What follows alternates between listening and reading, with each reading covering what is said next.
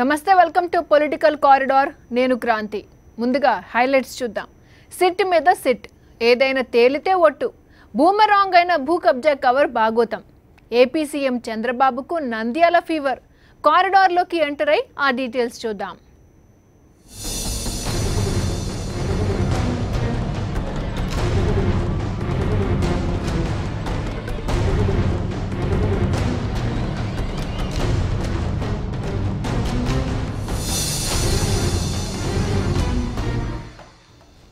విశాఖ భూ కబ్జాలపై ముఖ్యమంత్రి చంద్రబాబు తీసుకున్న నిర్ణయం కేబినెట్లో బూమరాంగ్ అవుతోంది.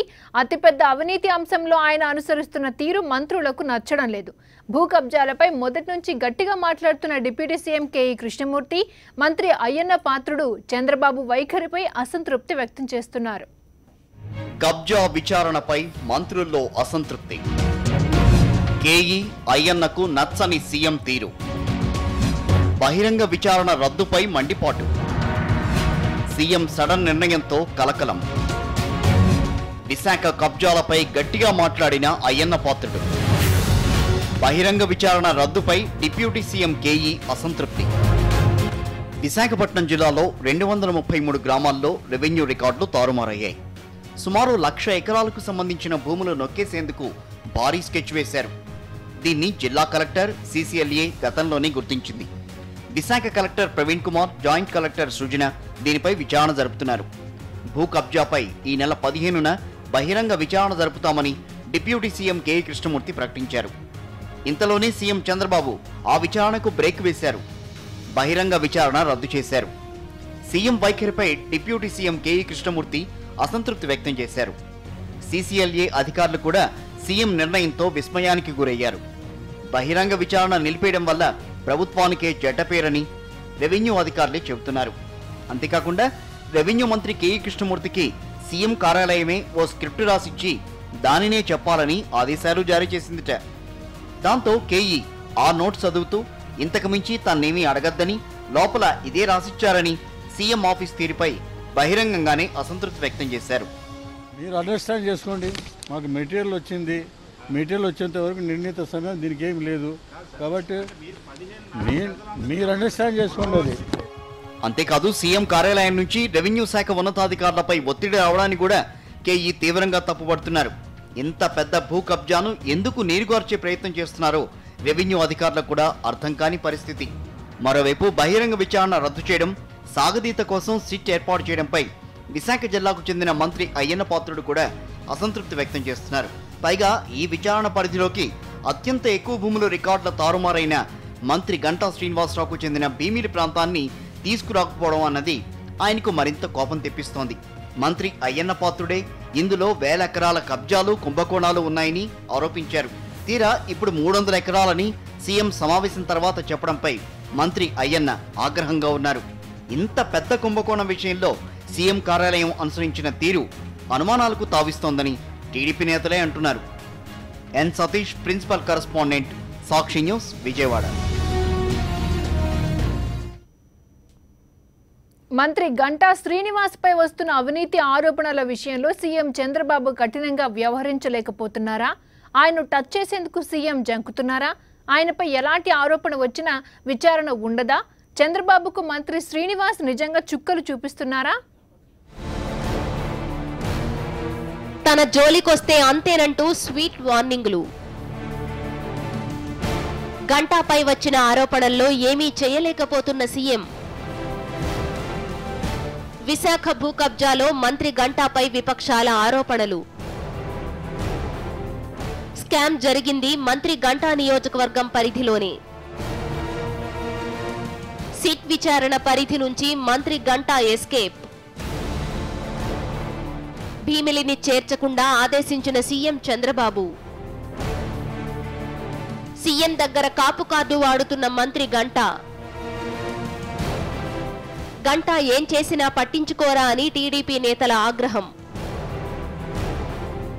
సీఎం తీరుతో రగిలిపోతున్న అయ్యన్న పాత్రుడి వర్గం. విశాఖ భూ కబ్జా హైడ్రామాపై ఉత్తరాంధ్ర టీడీపీలో ఆసక్తికర చర్చ జరుగుతోంది. ఈ వ్యవహారంపై సీఎం చంద్రబాబు ఏ నిర్ణయం తీసుకుంటారోనని నిన్నటి వరకు టీడీపీ నేతలంతా ఎదురు చూశారు. భూ కబ్జాలన్నీ మంత్రి గంటా నియోజకవర్గం భీమిలిలోనే జరుగుతుండటంతో గంటాకు చంద్రబాబు ఎలాంటి షాక్ ఇస్తారోనని ఉత్కంఠకు లోనయ్యారు. కానీ సీఎం చంద్రబాబు దేశంలోనే అతిపెద్ద భూ కబ్జా ఎపిసోడ్ను నాంచివేత ధోరణితో కొత్త మలుపు తిప్పారు. అంతేకాదు మంత్రి గంటా శ్రీనివాసరావు గ్రేట్ ఎస్కేప్ కు బార్లా తలుపులు తెరిచారు. అసలు మంత్రి గంటా శ్రీనివాసరావు నియోజకవర్గమైన భీమిలి నియోజకవర్గాన్ని విచారణ నుంచి తప్పించారు. మొత్తం విశాఖలో ప్రతిపక్షాలన్నీ మంత్రి గంటా, ఆయన తోడల్లుడు భాస్కర్ రావు, టీడీపీ ఎమ్మెల్యేలపై తీవ్రమైన ఆరోపణలు చేస్తున్నా సీఎం మాత్రం మంత్రి గంటా ఏరియాను టచ్ చేసే సాహసం చేయలేకపోయారు. సీఎం చంద్రబాబు కొద్ది కాలంగా మంత్రి గంటా అంటే చాలు నీళ్లు నములుతున్నారని తెలుగు తమ్ముళ్లు ఆరోపిస్తున్నారు. మంత్రి గంటాకు చంద్రబాబు ఈ ఒక్క విషయంలోనే కాదు, చాలా అవినీతి ఆరోపణల విషయంలో ఎలాంటి విచారణ లేకుండా ఫ్రీ హ్యాండ్ ఇచ్చారు. 6 నెలల కిందట మంత్రి గంటా నియోజకవర్గం భీమిలిలో ల్యాండ్ పూలింగ్ స్కామ్ జరిగింది. దళితుల భూములు బెదిరించి కొనుగోలు చేసేసి తరువాత ల్యాండ్ పూలింగ్ పథకాన్ని ప్రకటించారు. ఇందులో సుమారు 900 ఎకరాలకు పైగా అసైన్డ్ భూములను టీడీపీ నేతలు ఎస్సీల నుంచి చౌక ధరకే కొట్టేశారు. ప్రతిపక్షాలు ఆందోళనలు చేయడంతో ల్యాండ్ పూలింగ్ కు బ్రేక్ పడింది. కానీ ఆ ల్యాండ్ పూలింగ్ కుంభకోణంపై మాత్రం ప్రభుత్వం ఎలాంటి విచారణ జరిపించలేదు.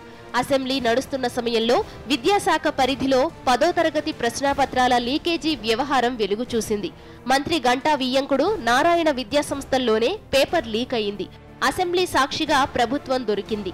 ఇది కూడా మంత్రి గంటా శ్రీనివాస్ నిర్వహిస్తున్న విద్యాశాఖ కావడంతో దానిపై కూడా తదుపరి ఎలాంటి విచారణ సీఎం జరపలేదు. ఇలా మంత్రి గంటాపై ఆరోపణలు వచ్చిన ప్రతి అంశాన్ని సీఎం చంద్రబాబే తొక్కిపెట్టడం విశేషం. మంత్రి గంటా శ్రీనివాస్ కాపు కార్డు ఉపయోగించి సీఎంకు ఝలకిస్తున్నారన్న ప్రచారం టీడీపీలో సాగుతోంది. సీఎం చంద్రబాబు కుమారుడు సీఎం కార్యాలయంలోని ఓ ఉన్నతాధికారితో గంటాకు మంచి బంధం ఏర్పడటం కూడా మరో కారణమని తెలుగు తమ్ముళ్లు చర్చించుకుంటున్నారు. ఎంత పెద్ద ఆరోపణ వచ్చినా గంటాకు ఏమీ కాదని ఆయన అనుచరులు బహిరంగంగానే సవాల్ చేస్తున్నారట. అది చూసి మంత్రి అయ్యన్న పాత్రుడు వర్గీయులు ఆగ్రహంతో రగిలిపోతున్నారు. ఎన్ సతీష్, ప్రిన్సిపల్ కరెస్పాండెంట్, విజయవాడ. విశాఖ భూ కుంభకోణంపై ముఖ్యమంత్రి చంద్రబాబు నాయుడు ఏర్పాటు చేసిన ప్రత్యేక దర్యాప్తు బృందంపై విమర్శలు వెల్లువెత్తుతున్నాయి. కాలయాపనకు అసలు విషయం తొక్కిపెట్టేందుకే ప్రత్యేక దర్యాప్తు బృందాలనే మాటలు వినిపిస్తున్నాయి. సిట్ల ఏర్పాటుపై చంద్రబాబుపై వెల్లువెత్తుతున్న విమర్శలు. విచారణ నీరుగార్చేందుకే సిట్ అని విమర్శలు. గతంలోనూ అనేక సిట్లు ఏర్పాటు చేసిన చంద్రబాబు ఇప్పుడు విశాఖ భూ కుంభకోణంపై కొత్తగా సిట్. శేషాచలం ఎన్కౌంటర్పై గతంలో సిట్ ఏర్పాటు. విజయవాడ కల్తీ మద్యం ఘటనపై సిట్. సిట్ల ద్వారా ఎటూ తేలని దర్యాప్తులు. రాష్ట్రంలో ఏదైనా సంఘటన జరిగితే దాన్ని తేల్చేందుకు ప్రత్యేక దర్యాప్తు బృందం సిట్ ఏర్పాటు చేయడం ముఖ్యమంత్రి చంద్రబాబు నాయుడుకు అలవాటుగా మారిందనే విమర్శలు రాజకీయ వర్గాల నుంచి వెల్లువెత్తుతున్నాయి. తప్పులు కప్పిపుచ్చుకునేందుకు, కేసుల నుంచి తమ వారిని బయటపడేసేందుకు సిట్ను పావుగా వాడుకుంటున్నారనే వాదనలు వినిపిస్తున్నాయి. ప్రభుత్వం చేతిలో ఉన్న పోలీస్ వ్యవస్థతో సిట్ ఏర్పాటు చేస్తే నివేదిక ఎలా వస్తుందో అందరికీ తెలిసిన విషయమే. ఇప్పుడు తాజాగా విశాఖపట్నంలో జరిగిన భూ కుంభకోణం రాష్ట్ర వ్యాప్తంగా సంచలనం సృష్టించింది. దీనిపై సిబిఐ విచారణ జరిపించాలని అన్ని రాజకీయ పార్టీలు డిమాండ్ చేస్తున్నాయి. ఈ కుంభకోణంలో టీడీపీ మంత్రులు, ఎమ్మెల్యేలు పీకల్లోతు కూరుకుపోయారు. దీనిపై సిబిఐ విచారణ జరిపిస్తే వాస్తవాలు బయటపడతాయనే ఉద్దేశంతో సిట్ ఏర్పాటు చేసి చేతులు దులుపుకునే ఆలోచనలో చంద్రబాబు ఉన్నట్టు సమాచారం. సుమారు 1,00,000 ఎకరాల భూమిని టీడీపీ నేతలు కబ్జా, ట్యాంపరింగ్ చేసి కాజేసినట్టు స్పష్టంగా కనిపిస్తోంది. చంద్రబాబు నాయుడు ప్రభుత్వానికి ప్రత్యేక దర్యాప్తు బృందం సిట్ ఏర్పాటు చేయడం ఇది తొలిసారేం కాదు. 2015లో తిరుపతి శేషాచలం అడవుల్లో తమిళనాడుకు చెందిన 20 మంది ఎర్రచందనం కూలీలు ఎన్కౌంటర్లో చనిపోయారు. దీనిపై పెద్ద ఎత్తున చంద్రబాబు ప్రభుత్వంపై దుమారం రేగింది. దీనికి బాధ్యత వహిస్తూ చంద్రబాబు రాజీనామా చేయాలనే డిమాండ్లు వెల్లువెత్తాయి. దీన్ని తమిళనాడు ప్రభుత్వంతో పాటు దేశవ్యాప్తంగా ఉన్న ప్రజా సంఘాలు తప్పుబట్టాయి. వాస్తవాలు వెలికి తీసేందుకు సిబిఐ విచారణకు డిమాండ్ చేశాయి. సిబిఐ విచారణ జరిపితే వాస్తవాలు ఎక్కడ బయటపడతాయో అనే ఉద్దేశంతో ఐజీ రవిశంకర్ అయ్యన్నార్ నేతృత్వంలో సిట్ ఏర్పాటు చేశారు. ఆ సిట్ ప్రభుత్వానికి నివేదిక ఇచ్చిందో లేదో తెలియదు. అందులో ఏముందో ఇప్పటికీ రహస్యమే. దేశవ్యాప్తంగా సంచలనం సృష్టించిన ఓటుకు కోట్లు వ్యవహారంలో చంద్రబాబు నాయుడు అడ్డంగా దొరికిపోయారు. TDP MLA Revanth Reddy nominated MLA Stephenson కు 50 లక్షల రూపాయలు ఇస్తుండగా తెలంగాణ పోలీసులు రెడ్ హ్యాండెడ్ గా పట్టుకున్నారు. స్టీఫెన్సన్ తో చంద్రబాబు నాయుడు మాట్లాడినట్టుగా అనుమానిస్తున్న ఆడియో టేప్ కూడా వెలుగు చూసింది. దాని నుంచి తప్పించుకునేందుకు తెలంగాణ ప్రభుత్వం తన ఫోన్ ని ట్యాప్ చేస్తోందనే అనుమానాన్ని చంద్రబాబు వ్యక్తం చేశారు. దానిపై విచారణ జరిపేందుకు డీఐజీ ర్యాంక్ అధికారి మహమ్మద్ ఇక్బాల్ నేతృత్వంలో చంద్రబాబు సిట్ ఏర్పాటు చేశారు. ఫోన్ ట్యాపింగ్ కి సంబంధించిన ఎటువంటి ఆధారాలను సిట్ ఇప్పటివరకు సేకరించలేకపోయింది. ఓటుకు కోట్లు కేసు పక్కదారి పట్టించేందుకే ఫోన్ ట్యాపింగ్ వ్యవహారాన్ని ప్రస్తావించి సిట్ ఏర్పాటు చేశారనే విమర్శలు అప్పట్లోనే వెల్లువెత్తాయి. విజయవాడ కృష్ణలంక స్వర్ణ బార్ కల్తీ మద్యంపై విచారణకు ఐపీఎస్ అధికారి మహేష్ చంద్ర లడ్డా నేతృత్వంలో సిట్ ఏర్పాటు చేశారు. ఈ బార్ కాంగ్రెస్ పార్టీకి చెందిన నేతది కావడంతో రాజకీయ కక్ష సాధింపు కోసమే సిట్ ఏర్పాటు చేశారనే ఆరోపణలు వినిపించాయి. మొత్తానికి చంద్రబాబు నాయుడు సిట్లను తన రాజకీయ ప్రయోజనం కోసమే ఏర్పాటు చేసుకుంటున్నారనే అభిప్రాయం రాజకీయ వర్గాల్లో వ్యక్తమవుతోంది. కేసుల విచారణకు చిత్తశుద్ధితో సిట్ ఏర్పాటు చేయడం లేదని, సిట్ పేరుతో కాలయాపన చేసి అసలు విషయాన్ని పక్కదారి పట్టించడమే చంద్రబాబు ఉద్దేశమనే విమర్శలు వినిపిస్తున్నాయి.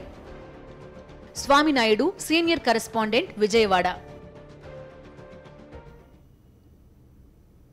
షార్ట్ బ్రేక్ తీసుకుందాం. Stay tuned.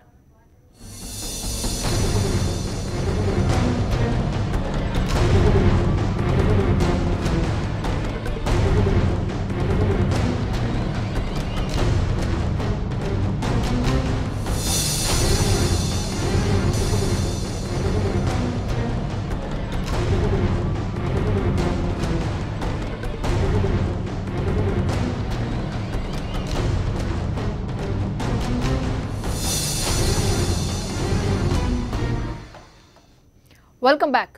రైతు రుణమాఫీపై దేశవ్యాప్తంగా ఒకే విధానం ఉండాల్సిన అవసరం ఉందా? అన్నదాతల ఆందోళనలకు ముగింపు పలికేందుకు ఏ రాష్ట్రానికి ఆ రాష్ట్రం సొంత విధానాలు రూపొందించుకోవాలా? రుణాలపై బ్యాంకులు చేస్తున్న ఫిర్యాదుల్లో నిజముందా? రైతులను సమస్యల నుంచి గట్టెక్కించాల్సిన ప్రభుత్వాలు పట్టించుకోవడం లేదా? రైతు రుణమాఫీ దేశవ్యాప్తంగా చోటు చేసుకుంటున్న ఆందోళనలపై కేఎస్ఆర్ పొలిటికల్ కమెంట్ ఇప్పుడు చూద్దాం. దేశవ్యాప్తంగా రైతుల రుణమాఫీల కోసం ఆందోళనలు జరుగుతున్నాయి. ప్రసార మాధ్యమాల్లో చర్చలు జరుగుతున్నాయి. కేంద్ర ఆర్థిక మంత్రి అరుణ్ జైట్లీ రైతుల రుణమాఫీ అన్నది రాష్ట్రాలు చూసుకోవాల్సిందే తప్ప తాము చేసే అవకాశం లేదని స్పష్టం చేశారు. ఇక బ్యాంకర్లు కూడా కేంద్ర ఆర్థిక శాఖకు దీనిపై ఫిర్యాదు చేశారు. కొన్ని చోట్ల రైతులు అప్పులు కావాలని కట్టడం లేదని, ఎన్నికలు వచ్చినప్పుడు రుణమాఫీలు అవుతాయని ఎదురు చూస్తున్నారని, దీనివల్ల బ్యాంకింగ్ వ్యవస్థ ప్రమాదంలో పడుతుందని వారు వాదిస్తున్నారు. దేశవ్యాప్తంగా సుమారు 10 లక్షల కోట్ల మేర వ్యవసాయ రుణాలుంటాయని అంచనా. రాజకీయ పార్టీలు ఈ విషయంలో ఒక నిర్దిష్ట విధానంతో ఉండడం లేదు. పెద్ద పెద్ద కార్పొరేట్ కంపెనీలకు వేల కోట్లు మాఫీ చేస్తున్నప్పుడు రైతులకు ఎందుకు ఇవ్వరని ఆయా రాజకీయ పార్టీలు, రైతు సంఘాలు ప్రశ్నిస్తుంటాయి. ఇందులో కొంత సహేతుకత ఉండవచ్చు. రైతులకు తమ పంటలను పండించుకోవడానికి అవసరమైన విత్తనాలు మొదలు ఎరువులు, పురుగు మందులు మొదలైన వాటితో పాటు పంట పండిన తర్వాత గిట్టుబాటు ధర రాక నానా పాట్లు పడే మాట నిజమే. వారిని సమస్యల నుంచి గట్టెక్కించవలసిన బాధ్యత ప్రభుత్వాలపై ఉంటుందన్నది వాస్తవం. అయితే వీటన్నిటికీ రుణమాఫీయే పరిష్కారమా అన్నది చర్చనీయాంశం. ప్రభుత్వంలో ఉన్న డబ్బైనా, బ్యాంకుల్లో ఉన్న డబ్బైనా అదంతా ప్రజలదే. దానికి ప్రభుత్వం, బ్యాంకులు జవాబుదారీగా ఉండవలసిందే.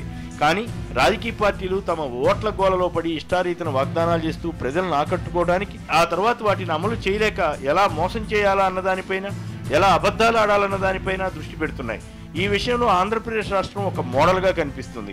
ఎంతో సీనియర్ అయిన చంద్రబాబు నాయుడు తను అధికారంలోకి వస్తే రైతుల రుణాలన్నింటినీ మాఫీ చేస్తానని, రైతుల బంగారు రుణాలను కూడా విడిపిస్తానని పదే పదే హామీలు గుప్పించారు. కొందరు టీడీపీ నేతలైతే అనంతపురం వంటి జిల్లాల్లో ప్రైవేట్ ఫైనాన్స్ సంస్థల రుణాలు కూడా మాఫీ అయిపోతాయని ప్రకటిస్తే జనం కొన్ని చోట్ల అమాయకంగా నమ్మారు. రుణమాఫీ హామీతో అధికారంలోకి వచ్చిన తర్వాత దాన్ని అమలు చేయడం సాధ్యం కాక చంద్రబాబు ఎన్ని పిల్లి మొగ్గలు వేశారో చూశాం. అంతా కలిపి 10,000 కోట్ల రుణమాఫీ చేసి 24,000 కోట్లు చేసేసామని ప్రచారం చేసుకుంటారు. దీనివల్ల రైతులకు ఎంత నష్టం జరిగిందో అందరికీ తెలుసు. ఇక తెలంగాణలో ₹1,00,000 రుణమాఫీ హామీ ఇచ్చిన కేసీఆర్ గెలిచిన తర్వాత ఒకేసారి ఆ మొత్తం కట్టలేక 4 విడతలు చేసి 17,000 కోట్ల రూపాయలు వెచ్చించారు. రుణమాఫీ వల్లే రైతులు టీఆర్ఎస్ కు ఆకర్షితులు అయ్యారన్న భావనలో ఉన్న కాంగ్రెస్ పార్టీ ఈసారి 2 లక్షల రూపాయల రుణమాఫీకి హామీ గుప్పిస్తోంది. రుణమాఫీ వల్ల మేలు జరిగి ఉంటే మళ్లీ 2 లక్షల రూపాయల రుణమాఫీ అవసరం ఏమిటో, ఎక్కడి నుంచి ఆ మొత్తం తెస్తారో తెలియదు. ఉత్తరప్రదేశ్ ఎన్నికల్లో ప్రధాని మోడీ స్వయంగా ఆ రాష్ట్రంలో రుణమాఫీ జరుగుతుందని ప్రకటించడం ఆయన స్థాయికి తగింది కాదు. ప్రధానిగా ఉండి ఒక రాష్ట్రానికి ఎలా హామీ ఇస్తారు? యూపీ తర్వాత మహారాష్ట్రలోని బీజేపీ పాలిత ప్రభుత్వం 30,000 కోట్ల రూపాయల రుణాలు మాఫీ చేస్తున్నట్టు ప్రకటించింది. ఇక మధ్యప్రదేశ్లో అయితే రైతులు ఈ డిమాండ్తో సహా పలు అంశాలపై పెద్ద ఎత్తున ఆందోళనకు కూడా దిగారు. అది హింసకు కూడా దారితీసింది. తమిళనాడుకు చెందిన కొందరు రైతులు ఢిల్లీలో అనేక రూపాల్లో ఆందోళన చేశారు. నిజమే, రుణాలు పోతాయనుకుంటే ఎవరికి మాత్రం ఇష్టం ఉండదు. అయితే దీనివల్ల జవాబుదారీతనం కూడా పోతుందన్నది సత్యమే. బాగా కష్టాల్లో నష్టాల్లో ఉన్న రైతులను ఆదుకోవడానికి ఏమైనా ప్రత్యేక స్కీములు చేపట్టడం జరగాలి. అవసరమైతే చిన్న సన్నకారు రైతులకు నిర్దిష్ట పరిమితికి లోబడి అప్పులు మాఫీ చేయాలి తప్ప అందరికీ ఏకమొత్తంగా రుణాలు రద్దు చేయడం వల్ల లాభపడేది పెద్ద రైతులే అన్న అభిప్రాయం కూడా ఉంది. వర్తమాన రాజకీయాల్లో ప్రజాకర్షక విధానాలను ప్రకటించడం ద్వారా అధికారంలోకి రావాలనుకుని తాపత్రయపడే పార్టీలు చెప్పే అబద్ధాల వలలో ప్రజలు పడతారన్న గ్యారంటీ ఉన్నంతకాలం పార్టీలు ఇలాంటి హామీలు ఇస్తూనే ఉంటాయి. రుణమాఫీపై ఓ జాతీయ విధానం అవసరం అనిపిస్తుంది. రుణమాఫీలు చేయాలంటే ఎలాంటి కండిషన్లు ఉండాలి, చేయవలసి వస్తే ఎలాంటి వారికి చేయాలి, ఇతరత్రా రైతులను ఆదుకోవడానికి తీసుకోవాల్సిన పద్ధతులు ఏమిటన్న దానిపై నిర్దిష్ట గైడ్లైన్స్తో ముందుకు రాకపోతే ప్రతి ఎన్నికల సమయంలో ఇలాంటి హామీలు వస్తూనే ఉంటాయి. జనం మోసపోతూనే ఉంటారు.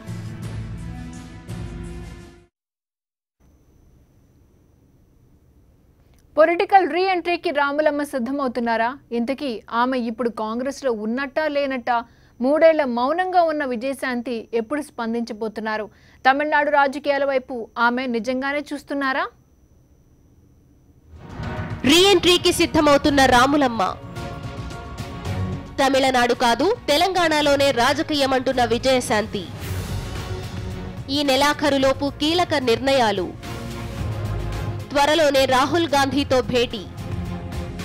దూకుడు పెంచే ఆలోచనలో రాములమ్మ. తెలంగాణ రాజకీయాల్లో తనకంటూ ప్రత్యేక గుర్తింపు తెచ్చుకున్న తెలంగాణ చెల్లెమ్మ విజయశాంతి రీ ఎంట్రీపై రాజకీయ వర్గాల్లో ఆసక్తికర చర్చ జరుగుతోంది. దాదాపు 3 ఏళ్లుగా మౌనంగా ఉన్న విజయశాంతి తమిళనాడు రాజకీయాల వైపు ఆసక్తి చూపుతున్నారనే ప్రచారం ఈ మధ్య కాలంలో జరిగింది. అమ్మ జయలలిత మరణం తరువాత విజయశాంతి తమిళనాడు రాజకీయ పరిణామాలపై చురుగ్గా స్పందించారు. జయలలితతో విజయశాంతికి మొదటి నుంచి మంచి సంబంధాలున్నాయి. అనేక సందర్భాల్లో ఆమె జయలలితకు మద్దతుగా నిలిచారు. శశికళతోనూ సన్నిహితంగానే ఉన్నారు. ఈ క్రమంలో విజయశాంతి తమిళనాడు రాజకీయాల వైపు ఆసక్తి చూపుతున్నారనే మాటలు వినిపించాయి. కానీ అదంతా ప్రచారమేనని, తాను తెలంగాణ రాజకీయాల్లోనే ఉంటున్నట్టు విజయశాంతి స్పష్టం చేశారు. తెలంగాణ ఉద్యమంలో విజయశాంతి క్రియాశీలకంగా వ్యవహరించారు. ఆ తరువాత టీఆర్ఎస్లో చేరి 2009లో మెదక్ నుంచి ఎంపీగా గెలిచారు. ఆ తరువాత జరిగిన పరిణామాల్లో టీఆర్ఎస్ కు గుడ్ బై చెప్పి కాంగ్రెస్ లో చేరారు. 2014 ఎన్నికల్లో మెదక్ నుంచి కాంగ్రెస్ తరపున ఎమ్మెల్యేగా పోటీ చేసి ప్రస్తుత డిప్యూటీ స్పీకర్ పద్మా దేవేందర్ రెడ్డి చేతిలో ఓటమి పాలయ్యారు. అప్పటి నుంచి విజయశాంతి రాజకీయాలకు దూరంగా ఉంటున్నారు. టెక్నికల్ గా ఆమె ప్రస్తుతం కాంగ్రెస్ లోనే ఉన్న పార్టీ కార్యక్రమాల్లో ఎక్కడా కనిపించడం లేదు. సంగారెడ్డిలో జరిగిన రాహుల్ సభకు కూడా ఆమె రాలేదు. ఈ మధ్య కాలంలో కాంగ్రెస్ కు చెందిన కొందరు పెద్దలు విజయశాంతితో మాట్లాడారని, త్వరలోనే ఆమె రాహుల్ తో భేటీ కానున్నారనే ప్రచారం జరుగుతోంది. ఈ భేటీ తరువాత రాములమ్మ రాజకీయ భవిష్యత్పై స్పష్టత వస్తుందని ఆమె సన్నిహితులంటున్నారు. ఇవి political corridor updates. Stay tuned.